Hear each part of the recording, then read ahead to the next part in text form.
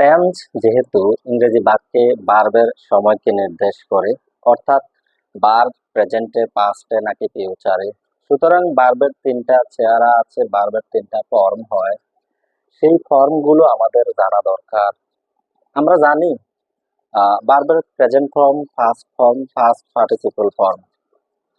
যারা জানি তাদের কোনো প্রবলেম নেই, যারা জানি না তাদের জন্য কোনো সমস্যা নেই। কারণ ক্লাস 6 থেকে শুরু করে যে কোনো ধরনের বইয়ে ভার্বের present form, past form, past participle ফর্মের দারুণ একটা সারি সাজানো আছে, যেটার কন্টেন্ট নাম হচ্ছে কনজাগেশন অফ ভার্ব। সেখান থেকে বেশ কিছু ভার্ব মুখস্থ করে নিতে পারেন। হতে পারে 100, 200 কিংবা 300।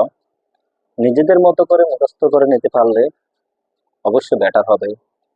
তারপরও আমি ভার্ব নিয়ে একটু আলোচনা করতে চাই। ভার্বকে আমরা তিনটা ফর্মে চিনি। একটা হচ্ছে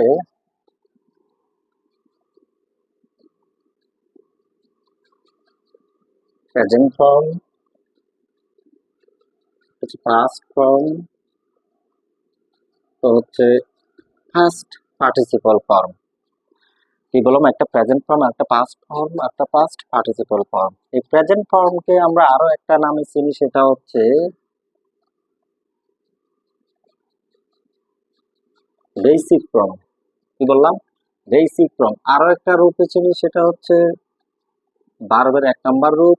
পাস্ট ফর্মকে বলি আমরা ভার্বের 2 নাম্বার রূপ। পাস্ট পার্টিসিপল ফর্মকে বলি আমরা ভার্বের 3 নাম্বার রূপ।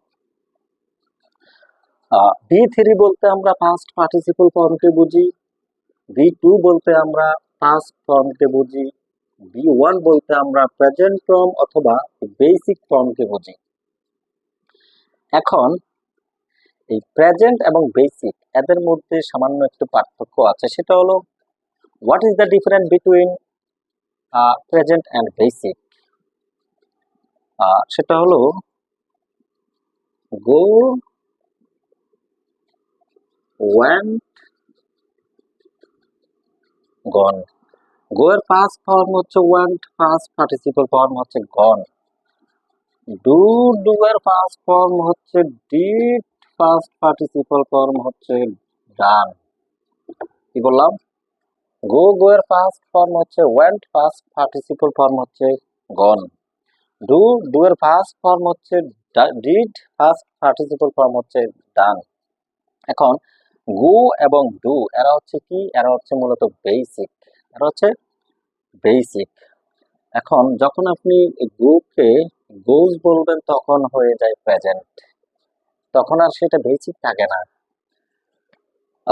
সো এভরিওয়ান, এতটুকু ছিল পার্থক্য। সো এভরিওয়ান, আমরা জানি টেন্স কিন্তু মূলত 12 প্রকার। সে 12 প্রকার টেন্সের ভিতরে আমার কাছে তুলনামূলকভাবে দুটো টেন্স একটু কঠিন মনে হয়। একটা হচ্ছে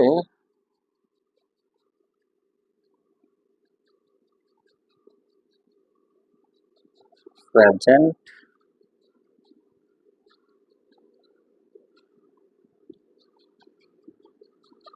প্রেজেন্ট ইনডিফিনিট, আর একটা হচ্ছে পাস্ট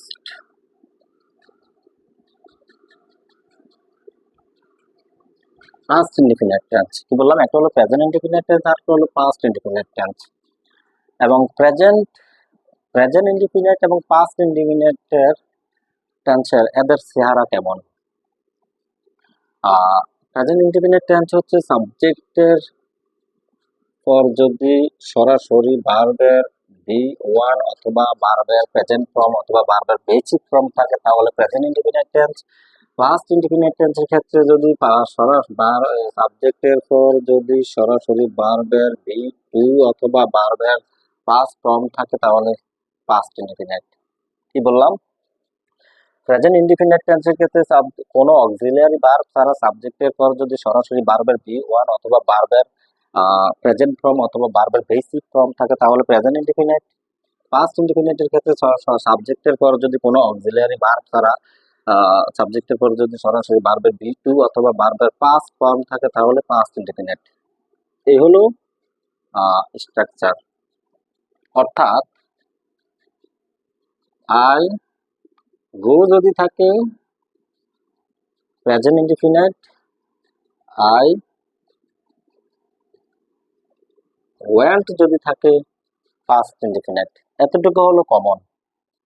কি বললাম? এতটুকু হলো কমন। এখন প্রেজেন্ট ইনডিফিনিট টেন্সের জন্য অক্সিলারি ভার্ব অ্যাসারটিভ সেন্টেন্সও প্রয়োজন হয় না, অ্যাফার্মেটিভ সেন্টেন্সও প্রয়োজন হয় না।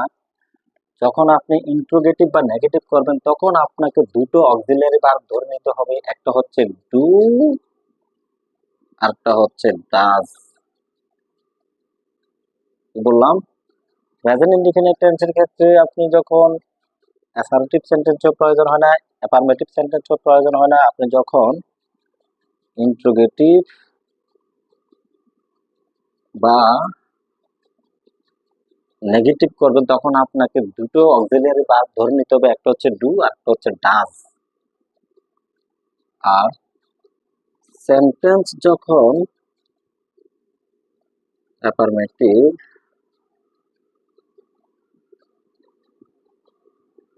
ঠিক তখন এই সমীকরণ, অর্থাৎ সাবজেক্টের পর সরাসরি ভার্বের বেস ফর্ম। প্রেজেন্ট ইনডিফিনিট টেন্সের ক্ষেত্রে সেম সমীকরণ, সাবজেক্টের পর সরাসরি ভার্বের বি টু অথবা ভার্বের পাস্ট ফর্ম।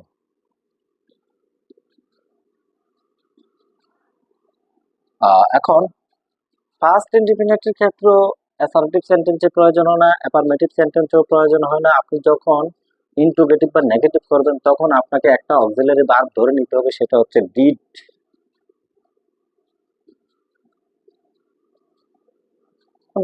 ডিড তো আছে, কোনো সমস্যা নাই।